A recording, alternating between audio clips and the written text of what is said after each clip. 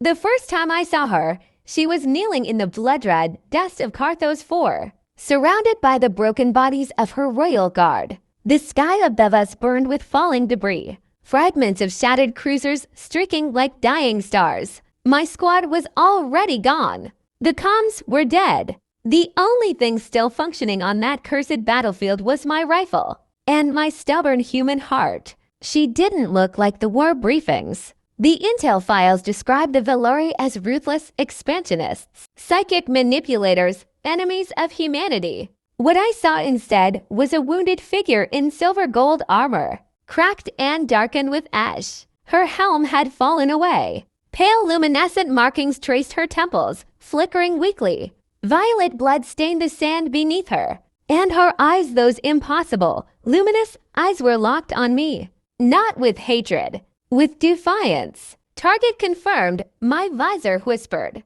Valori had command signature detected. Probability 87.6%. Royal genome markers present. A queen. My finger tightened on the trigger. One shot would end the war. One shot would make me a hero back on Earth, statues, medals, my name etched into history. She swayed but did not bow. Even kneeling, even bleeding, she held herself like a star refusing to collapse. Then the ridge above us exploded. Plasma fire rained down, not from our fleet, but from Valori trader ships bearing the black insignia of House Vareth. The briefing hadn't mentioned a civil war. It hadn't mentioned that half the Valori armada had turned on their own crown. Her gaze flicked toward the descending strike team, tall, armored figures with blades of condensed light. They weren't here for me. They were here to finish what the battle had started. Assessment updated, my visor said. Incoming hostiles, non-human, multiple. She tried to stand and failed. I don't know why I moved. Maybe it was instinct. Maybe it was the simple, stubborn refusal of humanity to shoot someone already beaten. Or maybe it was the way she looked at me, not as prey, not as enemy, as a possibility. I grabbed her under one arm just as the first traitor landed. His blade carved through the space where she had been a heartbeat earlier. Human, she breathed, her voice like chimes beneath water. Leave me. Not today, I muttered. The firefight lasted 32 seconds. Long enough for my ammo counter to scream warnings. Long enough for my shoulder to dislocate when one of their shockwaves hit. I dropped two of them with armor-piercing rounds to the visor. The third nearly took my head off before. I jammed a grenade against his chest plate and kicked him away. The explosion lit the ridge like a newborn sun. When the dust settled, silence returned.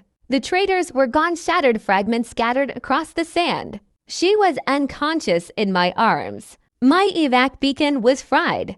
The human fleet had retreated. Valori loyalists were nowhere in sight. It was just me, a dying alien queen, and a planet that would soon be glassed from orbit by whichever side won. So I did the only thing I could. I carried her. It took 6 hours to reach the wreckage of a downed Valori shuttle. 6 hours of dragging her across dunes while the horizon burned. Twice I thought she had stopped breathing. Twice those glowing markings flared faintly, stubborn as embers. Inside the shuttle, the air was thin but breathable. The navigation course still hummed.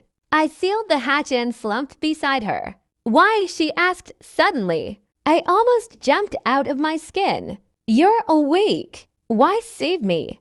I shrugged, wincing at the pain. You were about to get stabbed. You are my enemy. Yeah, I said. War's complicated. She steadied me for a long moment. Then she touched my arm. Not a strike, not a psychic assault, just contact. A rush of images flooded my mind, cities of crystal spires beneath twin suns. Children with luminous eyes chasing each other through gardens of floating light.